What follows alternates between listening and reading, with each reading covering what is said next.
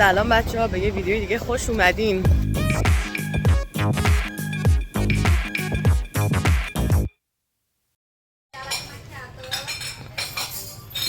من دارم میرم سر کار الان و مدت ها بود دیگه دیر میرفتم، یعنی دیر نمیرسیدم ولی زودم نمیرسیدم، چون سر کار من اینجوریه مثلا ساعت 9 تا فکر کنم 9 و نیم میتونی بری، یعنی زودتر هم میتونی بری ولی ساعت رسمیش 9 ولی تا 9 و نیم هم میتونی بری و مشکلی نداره. مثلا میتونی بعدش مثلا نیم ساعت بیشتر بمونی، دست خودته، کسی اصلا کاری نداره. و من همیشه مثلا لبه مرز 9 و نیم میرفتم، تازه کارت میزد. این هفته گذشته دیگه این هفته زودتر بیدار شدم و گفتم آفرین، حالا که پول داری میره سر کار زودم بیدار شدی، حقته که یه دونه بریوش با کاپوچینو بخوری. و من اصلا هیچ جا تنها نمیرم، هر جا میرم دوست دارم هرچیام باشه. دیگه یه ذره کوچولو از آواژان گرفتم ولی خب I deserve it. بعد تو رو خودت نگاه کن، لایه لایه، یعنی پیستاکیو رو دارم میبینم. این مدت اصلا ویدیو نذاشتم، اصلا نمیدونستم باید چی کار کنم، روتین نداشتم، همه چی به هم ریخته بود. بعد الان فکر نکنی الان روتین ندارم، داشتم یکی از ولاگای شیرین رو میدیدم و خیلی طبیعی بود، خیلی صادق بود، خیلی ساده بود، خیلی خوشم اومد و گفتم که تو همیشه مجبور نیستی که پرفکت باشی. همین که مثلا میبینم که اونم مثلا مثل منه، داره درس میخونه، الان دنبال کار میگرده و اینکه داره استراگل میکنه برای لایفش، داره تلاش میکنه و براش سخته، به من خیلی حس خوبی داد. تا اینکه حالا میدم که اون همش حالش خوبه، فقط اونو نمیگم، کلا سوشال مدیا رو میگم، همش حالش خوبه، هیچ مشکل نداره، همه چیش رو رواله و فکر میکنم که اگه واقعا از همچین محتوای خوشم میاد، خودم من همچین محتوایی تولید کنم. خیابونی که سر کار منه خیلی خوشگله. الان میخوام چند تا از ساختموناشو بهتون نشون بدم.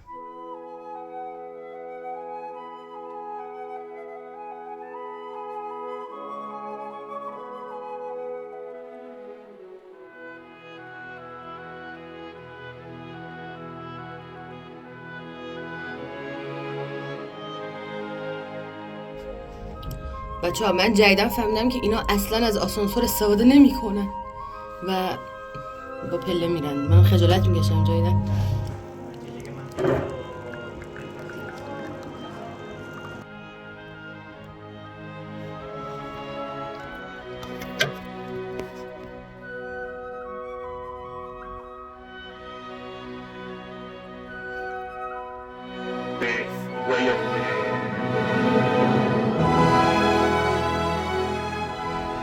خیلی خوب، کارم تموم شد. میخوام برم این فروشگاه نگاه کنم، چون که از کمبود شلوار مناسب رنج میبرم. شلوارم الان پارچه‌ایه و دارم یخ میزنم عملا.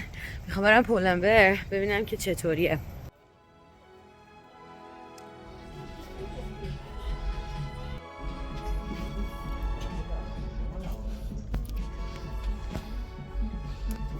اینو خیلی دوست دارم، آستیناشو وای، توش هم خیلی حس خوبی دارم. اینا شاید بگیرم، این خوبه ولی من نمیدونم، من با اینکه اسمال برداشتم، نه با شک اسمال برداشتم، همه چی بهم گشاده. میدونم مدلش گشاده ولی احساس میکنم یه ذره باید تنگتر باشه. این دیگه خیلی عجیب بود، ایناشو خودمون میکنیم. بذار اینجا. خب الان باز شد. نه وای حالا که باز شد میذارم تو و این میخشم میندازم این تو. آی یه دستی خیلی سخته و میذارم تو.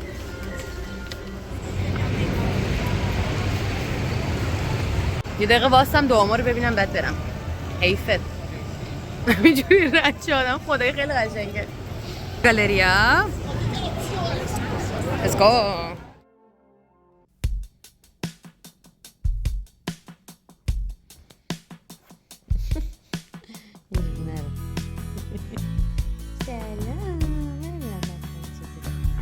میخوام ازش به عنوان شوکیس لاکم استفاده کنم. بچه‌ها لاک جدید زدم.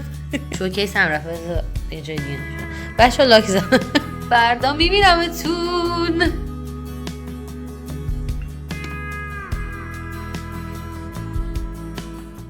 بچه آماده شیم که بریم ادامه روز. اول روزه میخوام برم سر کار امروز. البته امروز پنجشنبه است، من پنجشنبه کلاس دارم و میرم اول کلاس بعد میرم سر کار، ولی یه آدمی از دپارتمان دیگه برام جلسه گذاشته.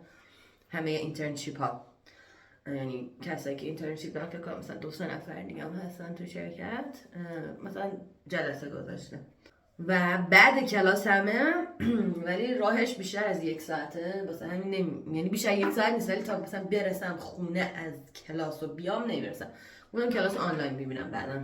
الان یه نگرانی دارم، اینه که من نمیدونم که اون آدمه میتونه انگلیسی حرف بزنی یا نه. من شرکتم واقعا خیلی ایتالیاییه سیستمه، اصلا با شرکتی که کار میکنم ایتالیاییه و خارجی هایی هم که تو شرکت کار میکنم همه ایتالیایی بلدن و فکر میکنم تا جایی که من دیدم تنها کسی که ایتالیایی بلد نیست منم. من نمیدونم اصلا منو چرا گرفتن، ولی دوست داشتن گرفتن دیگه، خوششون اومده.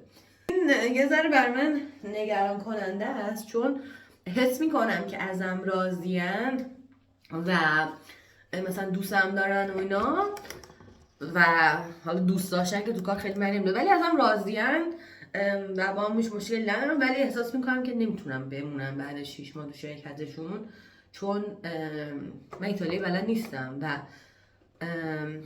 اونا هم پرفکت نیستن توی انگلیسی و اذیت میشن بعد از یه مدت. شما فکر کن مثلا یه اتاقیه همه ایرانی هست و فقط یه خارجیه، خب اولین مثلا 10 دقیقه نیم ساعت یه رو یادت میمونه که باید انگلیسی حرف بزنی، بعد یه کلمه یادت نیست، شروع کنی ایتالیایی مثلا فارسی حرف زدن، کم کم یادت میره که اونجا یه نفر هست که حرفاتو نمیفهمه و این اتفاق پیش میاد. منم نمیدونم که برم ایتالیا یاد بگیرم یا نه، در حد بیسیک بلدم ولی نمیتونم مثلا همه چی رو بفهمم و به خاطر اینکه نمیدونم مثلا میخوام بمونم یا نمیخوام بمونم و برنامه‌م اینه که نمونم، ولی من نمیدونم که کی میتونم برم و کی پول بدش میاد، کی کار بدش میاد. دوست دارم برم سر کار و پول در بیارم و اینجا رو خیلی دوست دارم شرکتشو، دقیقاً همون کاری که میخواستم تو آیندهم بکنمه و الان این مشکل بزرگ تو زندگیم دارم.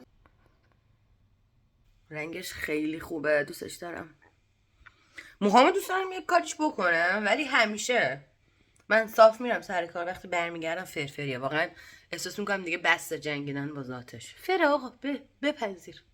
دیشب که رفتم شلوار بخرم اینجا، من اولین بار فکر کنم 46 بودم و بهم خیلی گشاد شده بود. حالا الان بهتون نشون میدم. خب ببین این شلوار قدیمی منه، یعنی خیلی هم قدیمی نه، مال چند ماه پیشه.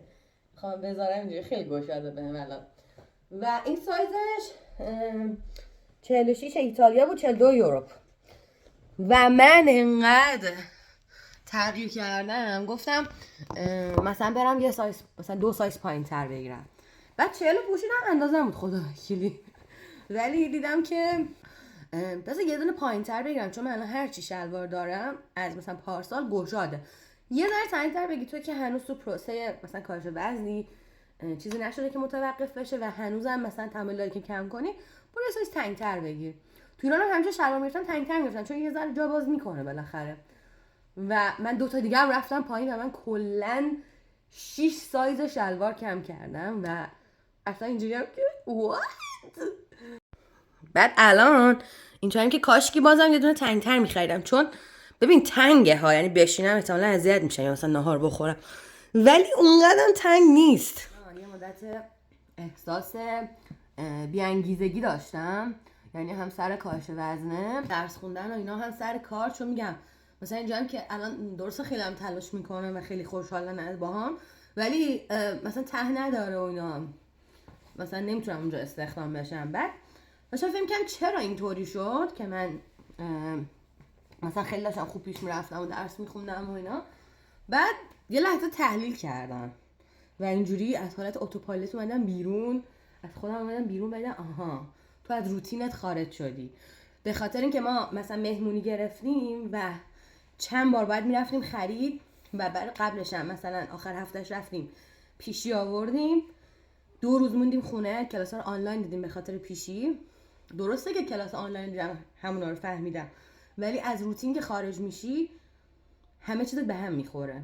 و خب به خاطر مهمونی چند روز قبلش غذای خوشمزه تو خونه داشتیم، چند روز بعدش غذای خوشمزه تو خونه داشتیم و روز مهمونی کلی شیرینی شکلات خورده بودن. اصلا سیستم بدنم و سیستم عمل کردم کلا به هم ریخته بود و اینکه اینو دوباره بیاری سر جاش باید حواست باشه.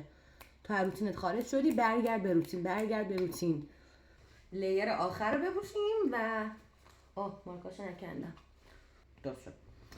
بعد نشستم با خودم فکر کردم، گفتم که خب یه کاری براش بکنیم، اینجوری نمیشه. من کلاسم وارد گوگل کلندر کردم و بعد ساعت کارم وارد کردم، ساعت‌های کارهای خونه، مثلا آشپزی، مثل لباس شستن، چون لباس شستن درسته که تفکیک میکنی تموم میشه، ولی باید بالا سرش وایستی که وقتی تمام میشه آویزونش کنی که خوش بشه، وگرنه کپک میزنه اینجا. و برای تمیز کردن خونه، نظافت خونه، بهداشت خونه. و بعدش منم دیگم که چقدر چیزی مونده، چقدر تایمی مونده که من میتونم کارهای خوب و مفید بکنم، یعنی درس بخونم. بعد از اینکه کار و درس و چرزامو جدا کردم و برای تفریح هم وقت گذاشتم، چون واقعا بدون تفریح من نمیتونم. یعنی یه هفته میتونم تفریح نکنم ولی بعدش دیگه کلا سیستمم به هم میخوره و تعادل روانی از دست میدم. واسه همین اینا رو تعیین کردم و بعدش یه سری ساعت‌های خالی ایجاد شد. حتی مثلا ساعت نهار هم تعیین کردم، ساعت خواب تعیین کردم، ساعت خالی مشخص شد و دیدم که من میتونم تفریح داشته باشم، کارامو بکنم، سر کار برم، درس بخونم، کلاسامو ببینم و 37 ساعت در هفته درس بخونم. like what؟ و به آرامش رسیدم. البته به آرامش نرسیدم چون الان همش احساس میکنم که چرا دارم 37 ساعت در هفته نمیخونم و باید بخونم، ولی خب حداقل میدونم که میشه و اینجوری رو هوا نیست برنامه‌م. آقا این تیپ ما شد. الان که دارم ویدیو رو میگیرم 791 نفریم و بی‌صبرانه منتظرم که زیادتر بشیم تا بتونم که مثلا پول ازش در بیارم، میتونم براش خرج کنم، دوربین بخرم، نمیدونم میکروفون بخرم، مایک بخرم که صدام با کیفیت تر بیاد. و خیلی ممنونم از اینکه حمایتم میکنید، به من نشون میده که چقدر شیر کردین و اینجوری هم که واقعا درسته خیلی نیستیم ولی واقعا خیلی با کیفیتیم و خیلی ممنونم ازتون. Okay, I should say the name in the video so I don't forget. Pizzoccheri.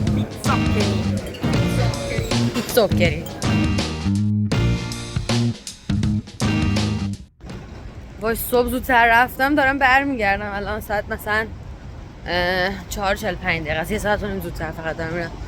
بعد چون یه ساعت و نیم زودتر اومدم اینقدر خوشحال بودم ولی یه سردرد دارم، میدونم الان برم خونه فقط برم بخوابم.